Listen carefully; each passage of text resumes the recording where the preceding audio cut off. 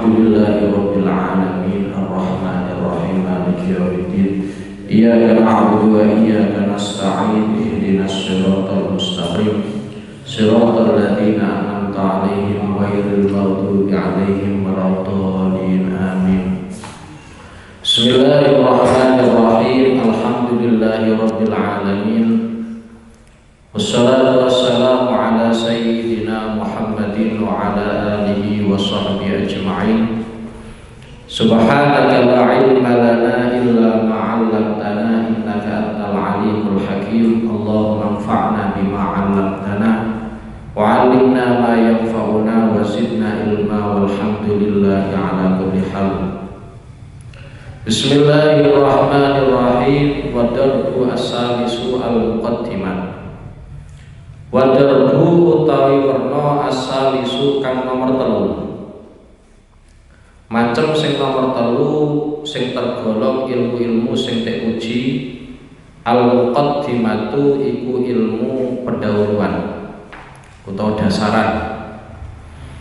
Wa huwa utawi ad-darbu as-salis iku alladzi ilmu yajri kang lumaku apa alladzi minha saking ilmu-ilmu pokok sing wingi sing pertama yang al-usul ya, ilmu-ilmu pokok majrul alati ing dalem nggon lumakune pira-pira alat. Dadine cara gampangane yang nomor 3 dari ilmu yang diuji itu adalah alate untuk mencapai tujuan. Contohnya ka ilmu lughati kaya dening ilmu bahasa.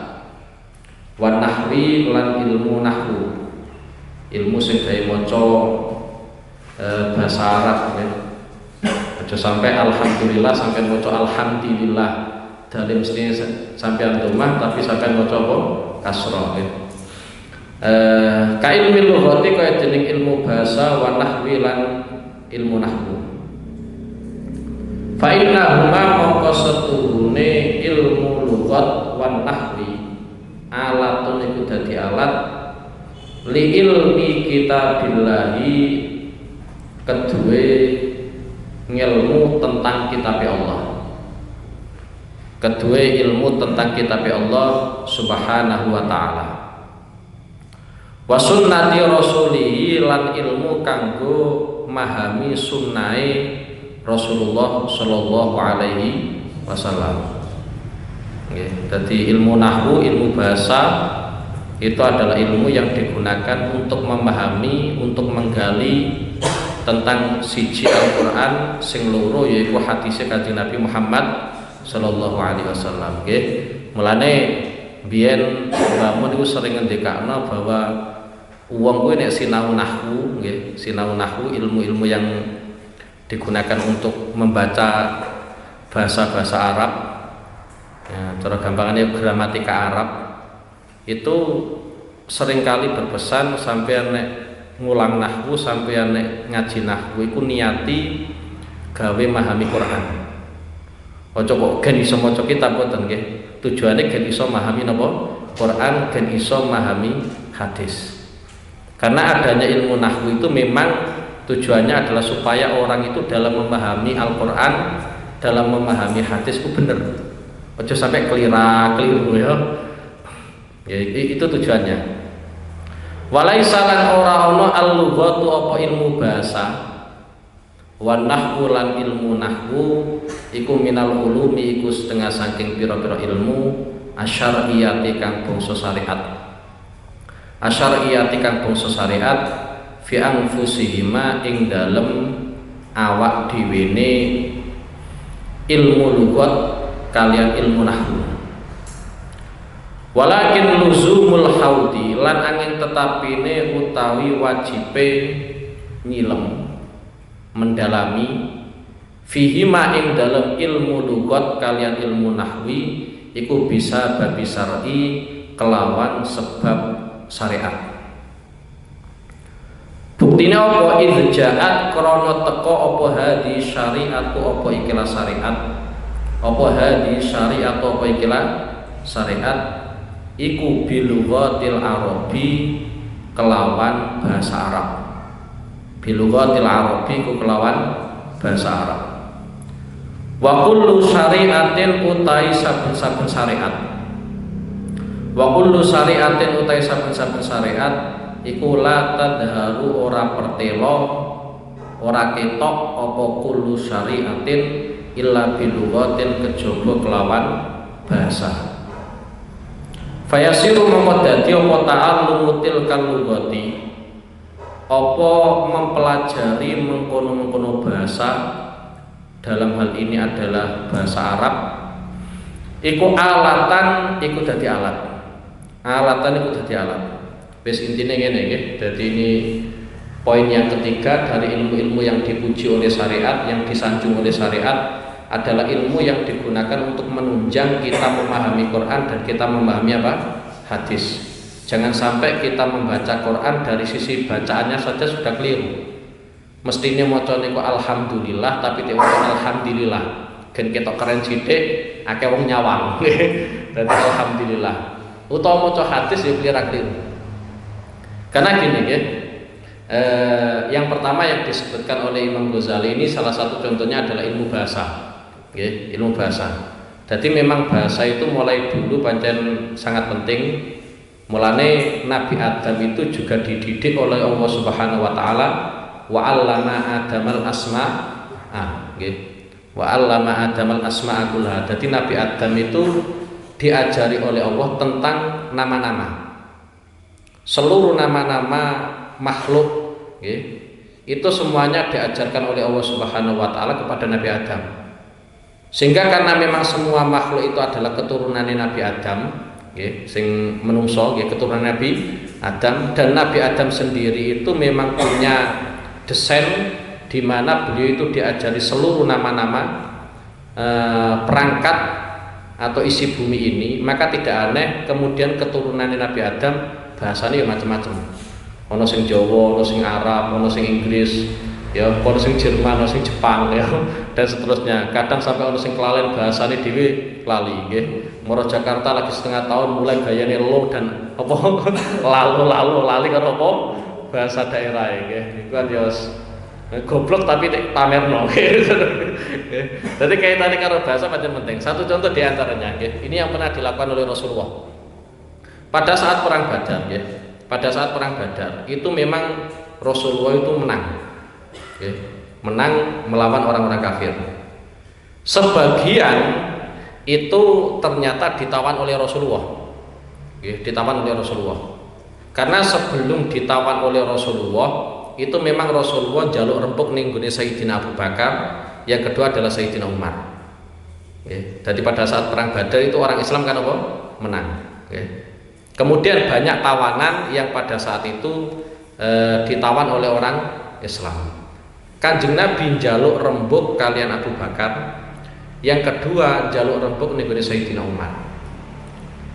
Ya, itu sekelas Nabi, sekelas Nabi. Yang notabene adalah orang yang paling alim itu saja jaluk apa? Rembukan. Cara pendapatnya jenengan pripun Abu Bakar? Jawab Abu Bakar, ampun jenengan pateni, mbok piyek-piyekno niku tesih keluargane jenengan. Tesih pamane jenengan. Karena memang sebagian yang ditawan oleh Kanjeng Nabi pada saat perang Badar itu adalah pamane Kanjeng Nabi, ya dulure Kanjeng Nabi. Di antara yang ditawan pada saat itu adalah Sayyidina Abbas. Sayyidina Abbas. Itu pamane Kanjeng Nabi, tapi pada saat itu belum Islam. Itu ditawan oleh Rasulullah.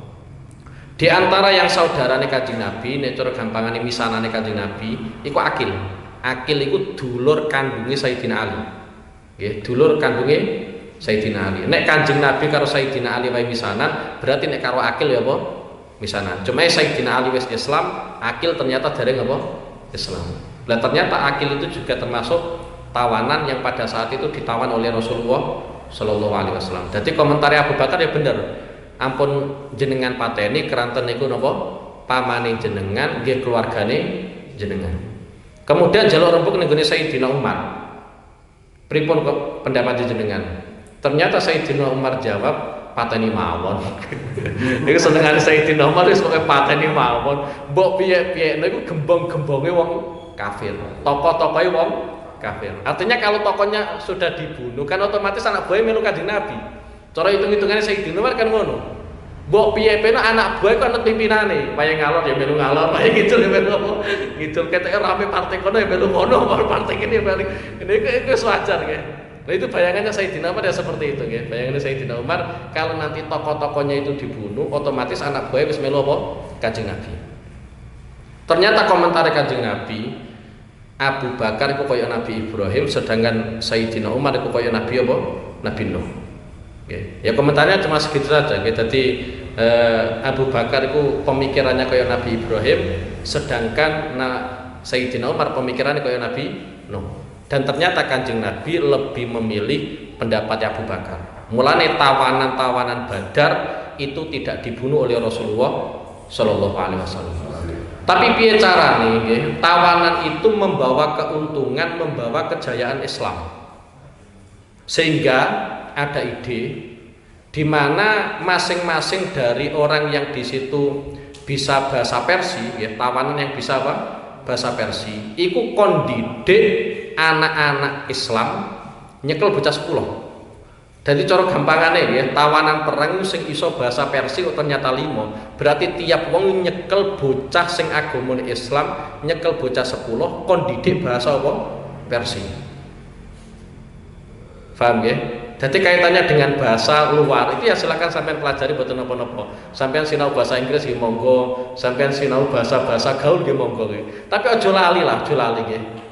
Bocah pucangan wae gayane moro Jakarta 2 tahun tek lali apa bahasa apa daerah ya. Goblok kok ketok-ketokno nggih. Wis iku kaitane karo apa? Kaitannya dengan bahasa nggih. Kemudian kaitannya dengan nahwu nggih. Kaitannya dengan nahwu itu memang ilmu nahwu itu muncul gara-gara yang dikhawatirkan oleh para tokoh ulama itu adalah nanti yang terkena efek negatifnya itu adalah Quran dan hadis. Jadi Kanjeng Nabi nanti ngendikakno man kadzdzaba alayya muta'ammidan falyatabawa maq'adahu minan nar. Sapa sing ngomong goroh mengatasnamakan aku, nggih, mengatasnamakan Kanjeng Nabi, maka ambillah tempat di neraka. Ngomong goroh atas nama Kanjeng Nabi itu dalam artian entah omongannya itu membela Islam ataupun merugikan Islam, selama Kanjeng Nabi boten nate ngendika, kemudian sampean membuat sebuah pernyataan dan sampean katakan ini adalah hadise Kanjeng Nabi, itu dawuh Kanjeng Nabi falyatabawa maq'adahu minan nar, ambillah tempat di neraka. Jadi aja sampai sampean kuwi nggawe sebuah pernyataan-pernyataan, perkataan-perkataan kemudian sampean atasnamakan iki hadis Kanjeng Nabi. Jangan sampai seperti itu. Okay. Apalagi sampean katakan ini adalah dawuh Allah Subhanahu wa taala, okay. Wong mengatasnamakan Kanjeng Nabi saja tidak boleh, apalagi mengatasnamakan apa? Allah. Mengatasnamakan ulama saja enggak boleh. Satu contoh seperti ini, okay. Sampean membuat sebuah kata-kata mutiara, okay, kata-kata hikmah, iku murni sangka pribadine sampean piyambak. Tapi supaya omongan iku payu sampean atasnamakan iki dawuh Imam Ghazali. Itu sudah kriminal. Okay. Karena dulu itu sering terjadi seperti itu, okay? Jadi ucapan-ucapan itu mengandung hikmah atas keluar dari diri pribadi. Nek nganggo jenenge Ropek kan gak pate payu ngono yo. Jadi di atas nama kon Imam Ghazali. Akhir kan payu. Karena semua orang kenal Imam Ghazali. Okay? Dulu itu sering terjadi seperti itu. Mulane wonten nggih. Riyen niku wonten mubalek. Nggih, wonten mubalek. Aku nek cerita sithik tentang bahwa ada sebuah pernyataan-pernyataan tidak dari tokoh ulama tapi di atas namakan ulama. Oke, jadi ono mubalek wong sing pinter cerita ning gone podium gitu ya. Cerita melepuk-melepuk ngalor ngidul ra jelas ya sampai ya. Ternyata dia niku menukil hadis katanya, okay, katanya mubalek itu mengatakan bahwa itu saya meriwayatkan dari Imam Ahmad. Guru saya yang kedua, okay, niku rencange Imam Ahmad, Imam Yusuf napa sinten niku ya. Lah pada saat dia itu ngisi mauidhah, mubalek isi mauidhah, ternyata salah satu yang mendengarkan itu adalah Imam Ahmad. Imam Ahmad ya bingung karena beliau itu tidak pernah menceritakan hadis itu. Karena itu enggak hadis loh. Tapi mubalek itu mengatasnamakan siapa? Imam Ahmad. Spontan Imam Ahmad ya bereaksi. Ya, mbiyen kan ra patek ngerti ya, ora ono WA, ya, ora ono medsos ya. Dadi umpama ana ulama melu ngaji, iku mubaleke gak ngerti nek iku apa ulama, nggih. Artinya namanya itu lebih viral daripada orangnya. Nggih, iku zaman kuno, nggih. Dadi kadang ana kalam-kalam hikmah, nggih, kalam-kalam yang mengandung hikmah, dawuh-dawuh yang mengandung hikmah yang keluar dari diri kita sendiri tapi mengatasnamakan tokoh tertentu. Nggih, itu saja nggak boleh. Apalagi mengatasnamakan Kanjeng Nabi, apalagi mengatasnamakan Allah Subhanahu wa taala, nggih. Mulane sampai nek ati nek ngomong hati-hati, nggih. Wis pokoke sampean guyon ora apa-apa, pokoke aja sithik-sithik kola Rasulullah, sithik-sithik kola Rasulullah. Ketoke hadis ya pas-pasan nek kola Rasulullah, kola Rasul. Nggih. Kemudian lagi kaitannya dengan nahwu, nggih. Kaitannya dengan nahwu itu yang paling viral di kalangan para ulama yang mempopulerkan ilmu nahwu itu adalah Imam Sibawayh. Mempopulerkan, nggih. Kalau yang merintis pertama kali itu ada yang mengatakan Sayyidina Ali. Nggih. Jadi yang merintis ilmu nahwu, ilmu yang membahas tentang gramatika Arab, itu ada yang mengatakan adalah Sayyidina Ali. Ada yang mengatakan Abu Aswad Ad-Du'ali. Abu Aswad Ad-Du'ali kuwi muridé Sayyidina Ali. Nggih. Jadi ono sing ngarani yang merintis pertama kali itu adalah Sayyidina Ali, ada yang mengatakan adalah Abu Aswad Ad-Du'ali, nggih. Lah Abu Aswad Ad-Du'ali ku muridé Sayyidina Ali. Nggih, ya macam Sayyidina Ali terus duweni murid ngalim ya macam, nggih. Tetapi yang mampu mempopulerkan itu adalah Imam Sibawayh. Nggih, yang mempopulerkan adalah Imam Sibawayh. Dan Imam Sibawayh itu bukan Arab. Nggih, eling-eling, nggih. Imam Sibawayh itu bukan Arab. Pancen ilmu agama iku aneh. Ilmu agama itu pancen sing gawe iku Kanjeng Nabi, orang Arab, tapi kalau sampean teliti juga bukan asli Arab. Nggih, karena Kanjeng Nabi itu keturunan dari Nabi Ibrahim itu Mesir. Nggih. Palestina, nggih. Sehingga enggak, kalau sampean teliti secara nasab memang Nabi Muhammad itu bukan asli Arab. Nggih. Tapi karena Kanjeng Nabi itu lahir di Arab, beliau bangga dengan Arabnya. Sampai beliau ngendikakno ahibbul Arab li salasin. Kalian semua itu harus mencintai Arab karena 3 alasan. Yang pertama, li'anni Arabiyun, karena aku itu adalah orang Arab. Mulane hubbul waton minal iman itu pancen ya bener. Sekelas Kanjeng Nabi yang ketika kita runut nasabnya itu tidak dari Arab, ternyata karena beliau itu lahir di Arab, beliau sangat bangga li'anni Arabiyun, karena saya itu orang Arab. Yang kedua, alasan yang kedua kita harus bangga atau cinta dengan Arab itu adalah wal Qur'anu Arabiyun. Quran itu bahasanya bahasa Arab. Mulane cocok ra cocok ya kudu seneng, bener lho. Sing ketiga adalah walisanu ahlil jannah Arabiyun. Lesane penduduk swarga iku Arab. Dadi sampean sok ben ning gone swarga, iku komunikasine nggo bahasa Arab. Nggih. Lah sampean ora usah takok, lah aku ning gone donya ora tau kursus, mosok iso bahasa Arab. Ora usah. Cara standar ulama-ulama, sing penting kita itu tetap iso ngucapno 2 kalimat syahadat, asyhadu alla ilaha illallah wa asyhadu anna muhammadar rasulullah. Sing penting itu. Mulane ketika kita mengucapkan 2 kalimat syahadat, asyhadu alla ilaha illallah wa asyhadu anna muhammadar rasulullah, kira-kira asyhadu iku iso tek ganteni kalimat liya utawa ora. Semisal menggunakan kata a'lamu. Ternyata ulama, mayoritas ulama mengatakan tidak boleh diganti. Kudu asyhadu alla ilaha illallah wa asyhadu anna muhammadar rasulullah. Sing penting iku modal sampean.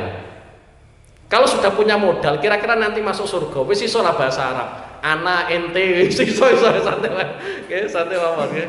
Jadi yang mampu mempopulerkan kembali lagi adalah Imam Sibawayh, nggih. Tapi Imam Sibawayh mboten Arab.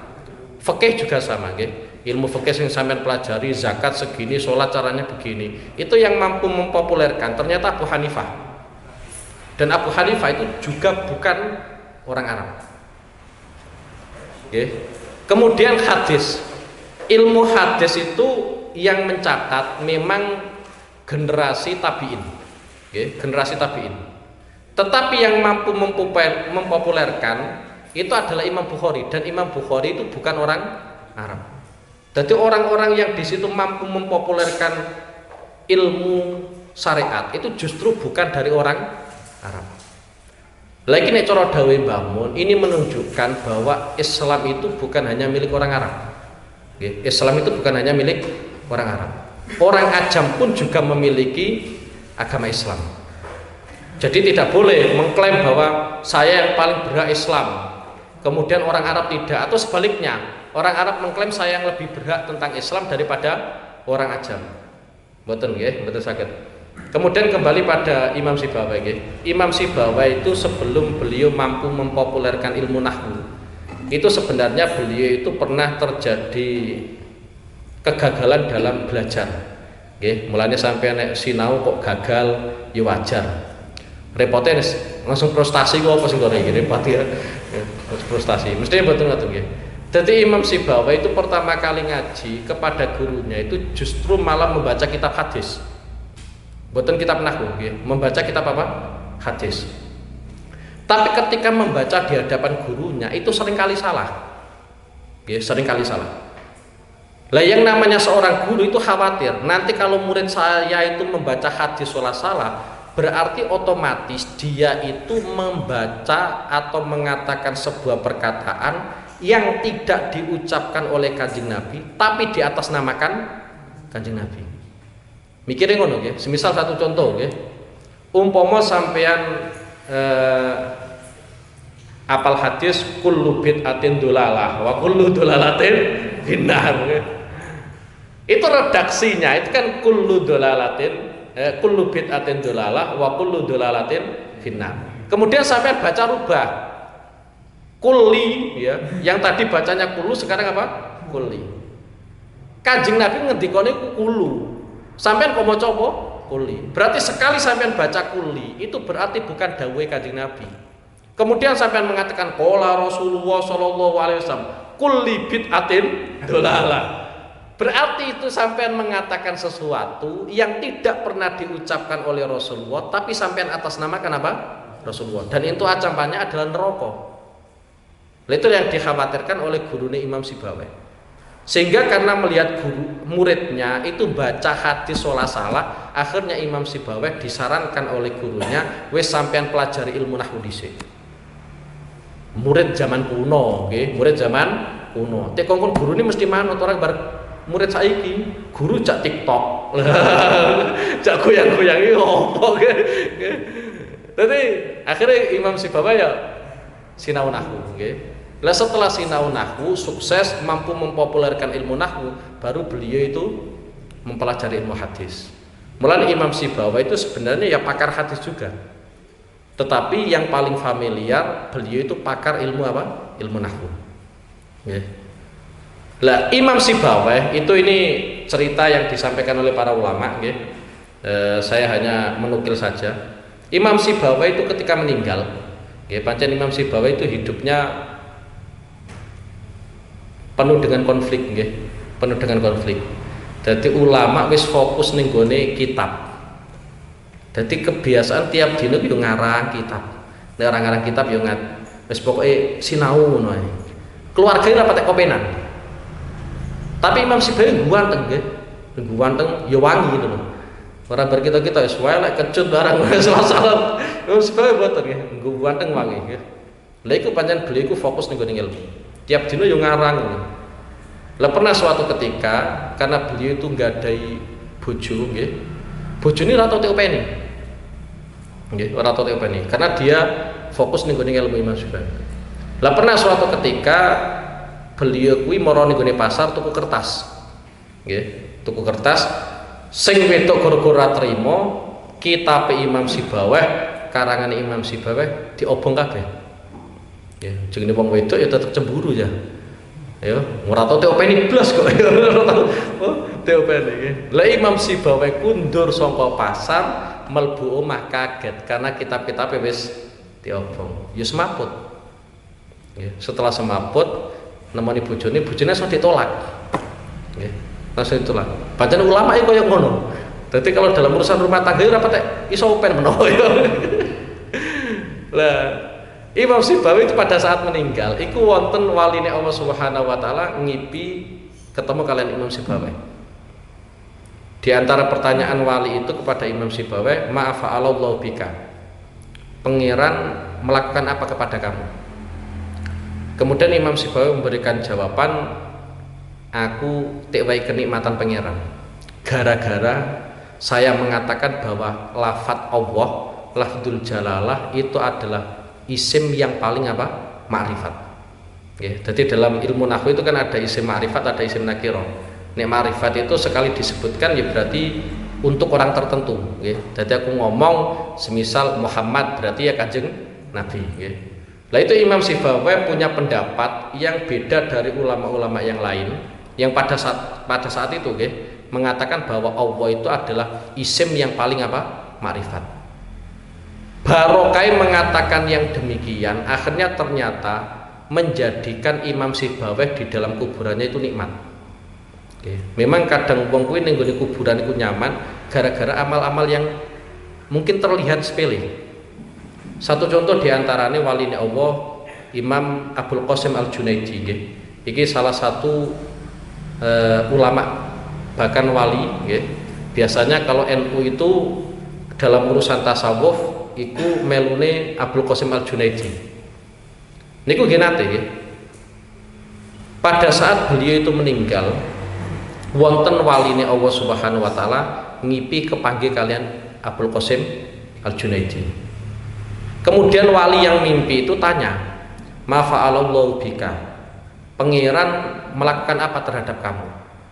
Ternyata jawabannya Abdul Qasim Al-Junaidi, seluruh isyaratku itu hilang. Artinya karena beliau itu punya murid banyak, sering memberikan isyarat kepada murid-muridnya, dan seluruh amal saya itu hilang semua kecuali beberapa rakaat yang saya lakukan pada malam hari. Hanya beberapa rakaat. Artinya kadang ibadah-ibadah itu sepele, terkesan sepele, kelihatannya itu kecil, ternyata itu mampu menyelamatkan kita ketika kita di dalam kubur. Di antaranya meneh Imam Ghazali. Imam Ghazali itu sebagian riwayat memang karangannya beliau akeh, ono Ihya, ono Minhaju Abidin nggih. Banyak karangannya beliau nggih. Tapi ternyata beliau itu nate melakukan sebuah amal yang tidak diduga. Yaitu pada saat beliau ngarang biyen mangsi ditutulno nggih. Nek aku isih ngunangi, sing tuwa-tuwa mesti isih ngunangi biyen ya ditutulno iku nggih. Lha iku ternyata ana lalat ngombe ning gone mangsi nite njar mawon. Beliau leren sekedap nggih, karena menunggu lalat iku apa? Ngombe. Nggih, ngombe mangsine mawon. Lah ternyata dari amalia yang seperti ini itu ternyata sangat membarokai Imam Ghazali. Jadi kadang amalia-amalia yang sepele itu ternyata ya nggo barokah tenan. Biasanya kaitannya karo ilmu nahwu, ilmu apa? Bahasa. Bismillahirrahmanirrahim. Wa minal alati lan iku setengah saking pira-pira ilmu alat. Ilmu kitabatil khatti utawi ilmu nulis tulisan. Di antara ilmu alat adalah carane nulis iku piye. Aja sampai nulis salah. Bener gini ya, Quran itu pancen bahasa Arab.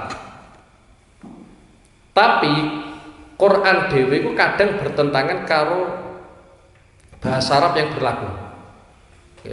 Contoh sampean nek nemoni kata-kata alaihi ain lam ya ha itu biasanya membacanya apa? Alaihi. Tapi ternyata di Quran itu ada satu ayat cara bacanya adalah alaihi. Nggak boleh sampean kemudian janggal, lah wong Arab yang macane alaihi, kenapa Quran menggunakan kata-kata apa?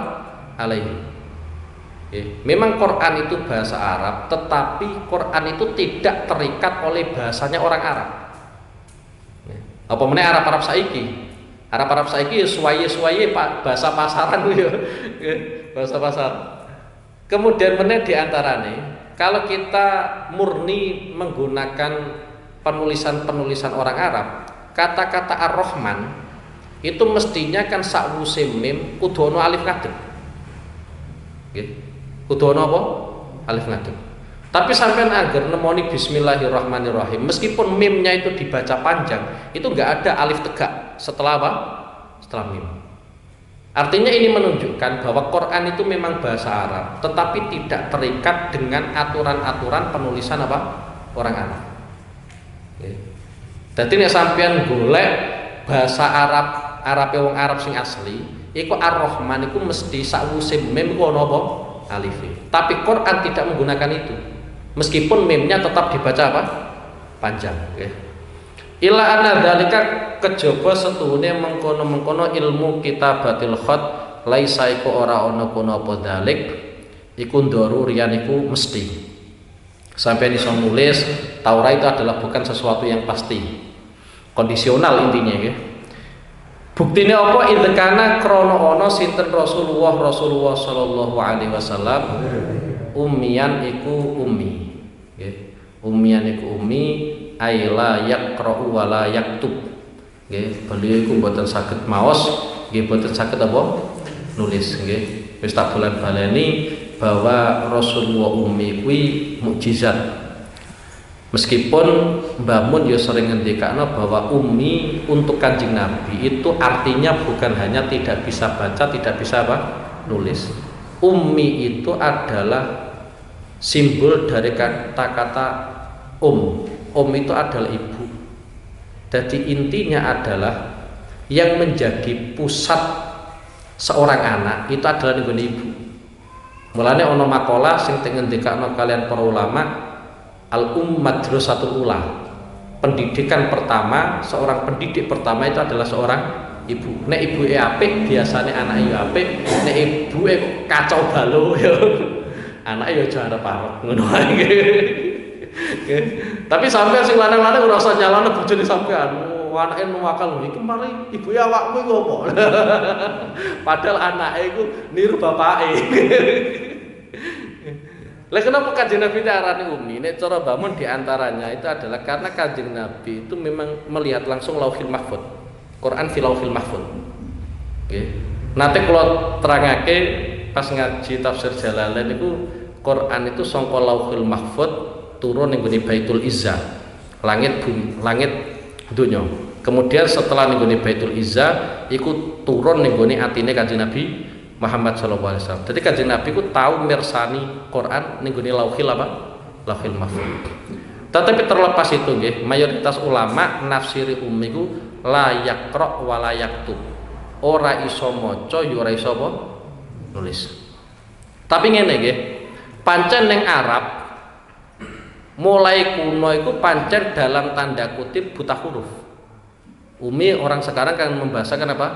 Buta huruf. Jadi yang tidak bisa baca, tidak bisa nulis itu sebenarnya bukan hanya Kanjeng Nabi. Jadi banyak orang-orang Arab yang di situ memang nggak bisa baca, nggak bisa apa? Nulis. Hanya saja kalau umine Kanjeng Nabi itu memang murni mukjizat. Kalau uminya orang-orang selain Kanjeng Nabi itu tidak mukjizat. Jadi sampeyan kok ora iso maca, ora iso nulis, aja pede. Aku ini niru Kanjeng Nabi, gak iso. Justru nek Kanjeng Nabi kok sampai iso nulis, Kanjeng Nabi kok iso maca, nggih, umpama nggih, Kanjeng Nabi iso nulis iso apa? Maca. Orang Yahudi malah gak percaya.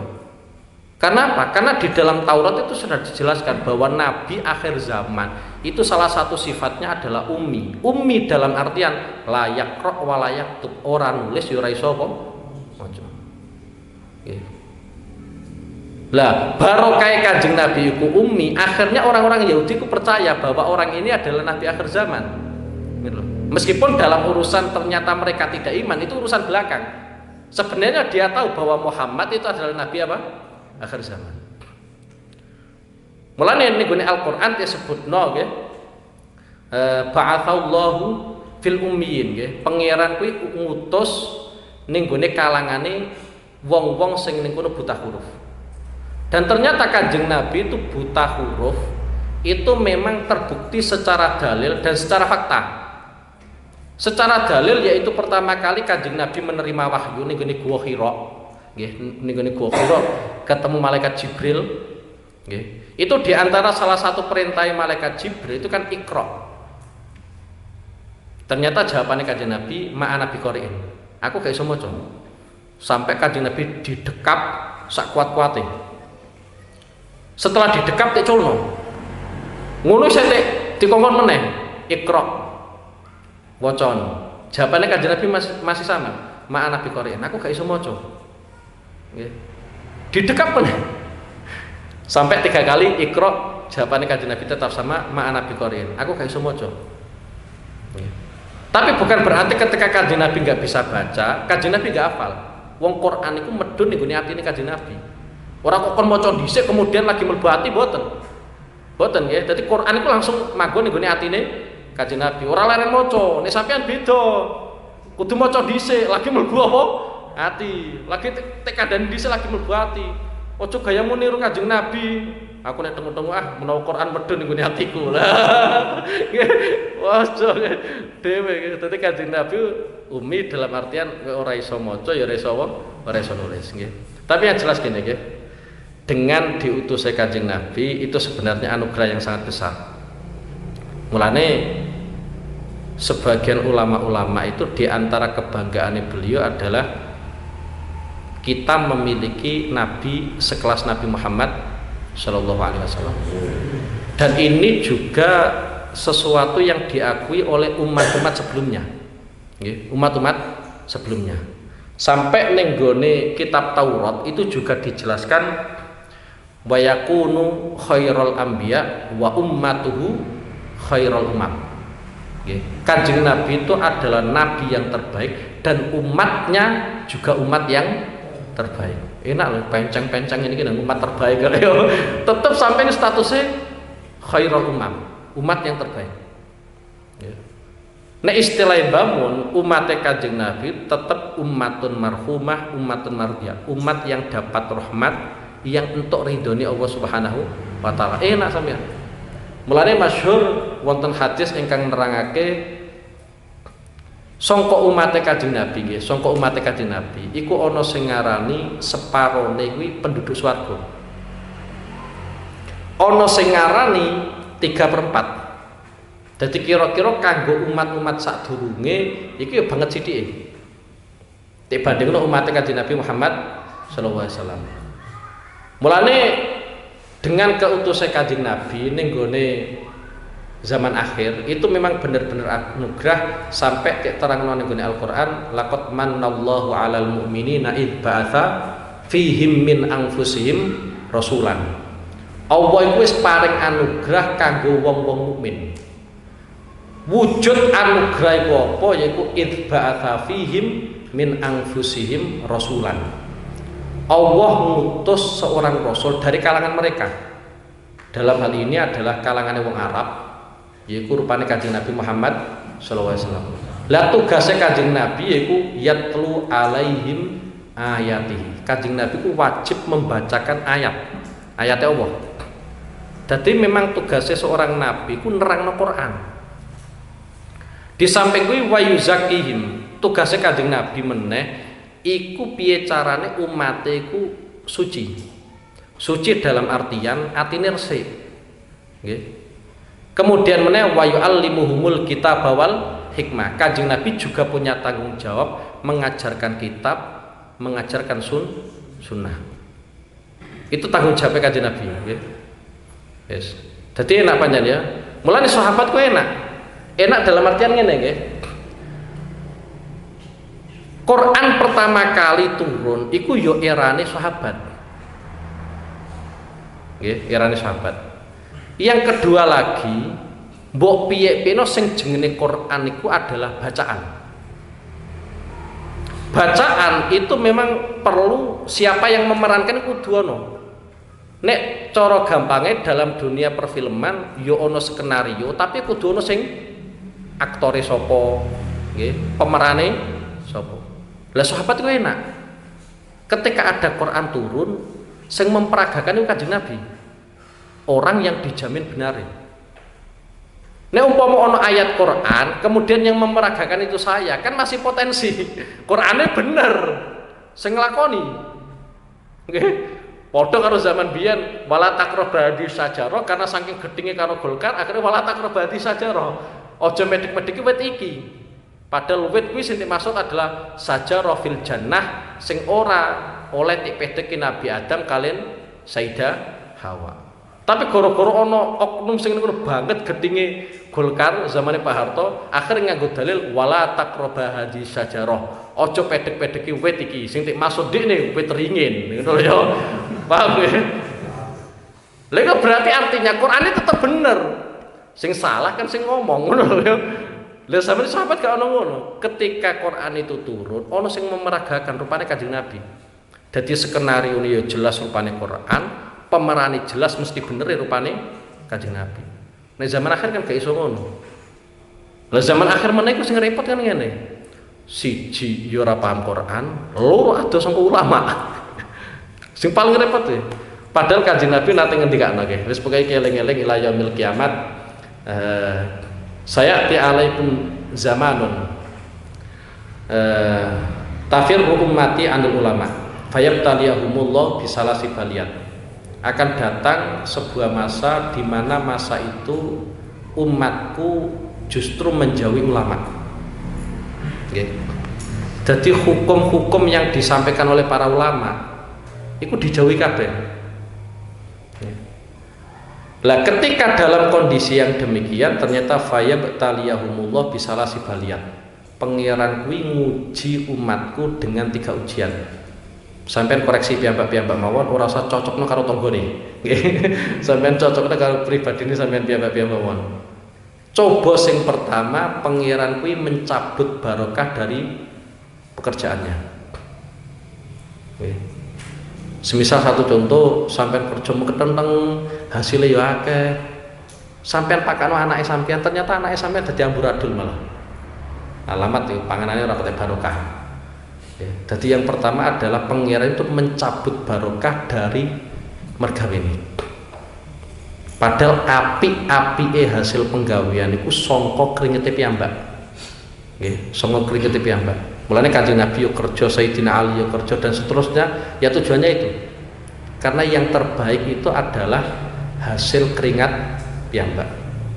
Meskipun Kanjeng Nabi yo tahu tek wae tiyang, tek tampa nggih tahu. Tapi sak mantunipun niku kan langsung tek weno wong. Contoh meneh di antarane garwane Kanjeng Nabi. Sayyidah Hafsah napa sinten niku nggih? Hafsah nggih, supe kula. Niku wonten nggih. Garwane Kanjeng Nabi dipun sukani Sayyidina Umar nek mboten lepat 1000 dirham. Spontan nggih.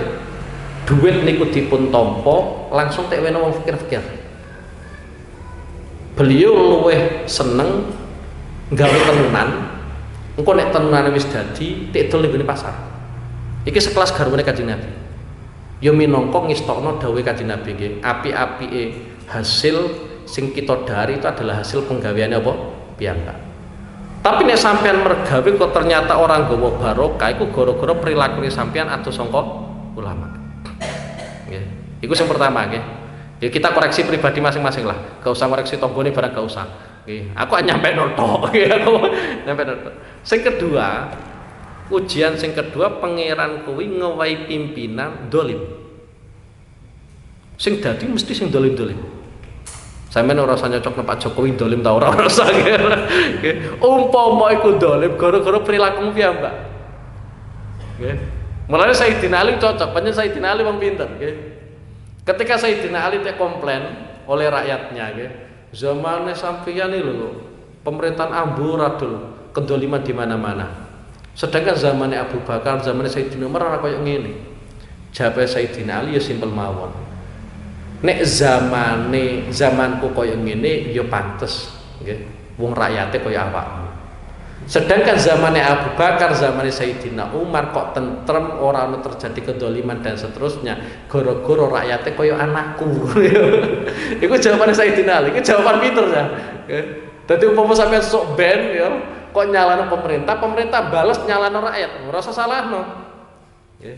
Dadi ujian yang kedua, entah sampean rasakan ataupun tidak, nanti sampean cocok nabi piyambak, pikir angan-angan piyambak. Dadi ujian yang kedua nek umat Kanjeng Nabi atau sangka ulama itu wasallallahu alaihim sultanan doliman. Pangeran dadekno pemimpin iku wong-wong sing dolim. Sing terakhir iki sing biasanya sangat diantisipasi oleh para ulama, wa idza matu min khairil iman. Ketika mereka itu meninggal dalam kondisi orang gawa iman, dalam artian suul khotimah. Okay. Suul khotimah itu mati dalam keadaan kafir. Ojo salah paham, okay. Engko senengane pepet tabak truk terus matine suul khotimah tabak truk kok. Ora iso nggih. Suul khotimah itu dalam artian standar ulama mati dalam keadaan kafir. Selama dia itu nyekeli iman, kapundhut dalam kondisi apapun tetap itu adalah husnul khotimah nggih. Dadi itu salah paham senengane anggere tabrak truk iku suul khotimah, matine alahe kaya ngono. Pepe terus nek mati sujud diarani husnul apa? Khotimah. Padahal lara weteng asline. Akhirnya sujud. Itu kana Rasulullah sallallahu alaihi wasallam umyan. Walau tusuwira lan lamun den gambarake apa istiqlalul hifdi ndeweni apalan bijami ima kelawan sekabehane perkara yasma'u kang krungu ta yusma'u kang den rungu kono apa ma lastu dunia mongko yektine den sumugi ora den butono anil kitabati saking nulis. Jadi umpama sampean ora nulis kok ternyata apa wae sing sampean rungu kok sampean apal iku mungkin ya ora usah ditulis. Kaya Abu Hurairah gak tau nulis. Zamane Kanjeng Nabi ku hadis gak oleh ditulis. Tapi hadis ewonan bahkan ribuan sakmunake sahabat udah hafal. Jadi zamane Kanjeng Nabi sing oleh ditulis itu Quran, ditulis. Boten tek dokumentasikan seperti ini. Boten nggih. Jadi ditulis, itu oleh ya zamane Kanjeng Nabi. Tapi hadis boten asal ditulis. Kenapa kok Kanjeng Nabi sampai ngelarang nulis hadis? Karena yang dikhawatirkan adalah nanti sahabat gak iso bedakno endi hadis, endi Quran. Jadi sing Quran oleh ditulis, tapi sing hadis boten angsal apa? Ditulis. Kemudian Quran mengalami perkembangan zamani Abu Bakar baru ada dokumentasi Quran atau disebut dengan mushaf. Itu cuma satu. Oke, cuma satu. Mulane sampean ora usah kaget nek ana cerita-cerita sahabat ora apal 30 juz. Kadang ya apal mau sak surat ya. Kadang ya 10 surat. Dadi ora mesti apa sak Quran. Yes. Nggih. Lah, hadis mengalami perkembangan nggih. Hadis mengalami perkembangan itu erane tabi'in. Nggih. Dadi ada penulisan tentang apa? Hadis. Nggih. Penulisan tentang hadis. Dadi adoh. Dadi erane Kanjeng Nabi yakni erane sahabat iku ora ana penulisan Quran. Erane tabi'in baru ada penulisan apa? Hadis, nggih. Dadi erane sahabat ora ana penulisan hadis, erane tabi'in ana penulisan hadis. Tapi sahabat itu apal-apal. Kenapa sahabat itu apal? Soale siji nggih. Iki nek sampean titeni, siji karena memang atine sahabat itu resik untuk nuri Kanjeng Nabi. Sing kedua nggih, pikirane ku udah bisa resik. Maksudnya pikirannya orang kebet donya ngono lho ya. Nek pikiran wis kebet donya kon ngapalno hadis siji lho ora apal-apal. Mulane ora usah apalno wong pegel pancen. Iku sahabat. Dadi sahabat itu ya ngono nggih. Dadi sekali ngrungokno saka Kanjeng Nabi ku apa. Tapi Abu Hurairah iku nate ngalami peristiwa, beliau iku nek tek ulang nggih, tek ulang Kanjeng Nabi, bar tek ulang ya lali. Semisal ini sampean tak ulang nggih, aku mulai sampean lali. Itu dulu pernah dialami oleh Abu Hurairah. Itu maklum nggih. Kenapa maklum? Karena Abu Hurairah kuwi masuk Islam iku yuswane wis tuwa. Sekitar 33. Wong umur 33 kon ngapalno iku angel. Nggih. Nah, sampean kan wis kadung ngono ya. Gelem ra yang ngene kondisine to. Kon ngapalno angel. Jadi umur 33 beliau itu apa? Nabi masuk Islam. Akhirnya untuk dungane Kanjeng Nabi sehingga Abu Hurairah itu tiap kali ngrungokno dawuh Kanjeng Nabi mesti apa? Mesti apa? Yes, ya. Jadi kita terangno umpama apa sing sampean krungu kok sampean ku apal, ora usah sampean apa? Nulis. Kaya Imam Syafi'i kan ngono nggih. Imam Syafi'i pertama kali ngaji ning gone Imam Malik itu kan juga sama. Beliau ya ora nggo kertas, padahal kanca-kancane padha nggo kertas. Ya ora nggo pulpen. Padahal kanca-kancane ya nggo pulpen. Nggih, ngaji ning gone Imam Malik. Ya cuma tangane tengene tok. Ya, dadi iki minangka pulpene, sing iki minangka kertase. Sehingga pada saat itu nggih, Imam Malik itu dari awal sudah heran nggih, kok ono bocah kok aneh koyo ngono ya. Mulyane nggo kertas nggo pulpen kok piyambake apa mboten. Lah pada saat itu Imam Malik itu nek mboten lepat menyampaikan 18 hadis. 18 hadis.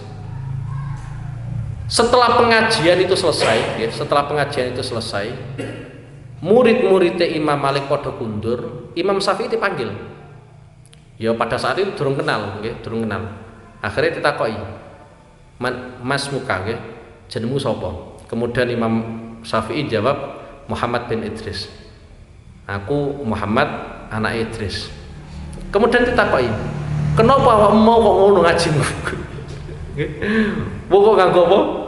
Nganggo telapak tangan karo nganggo driji tok. Akhirnya Imam Syafi'i nantang Imam Malik. Guru itu tantang. Pun ngeten mawon.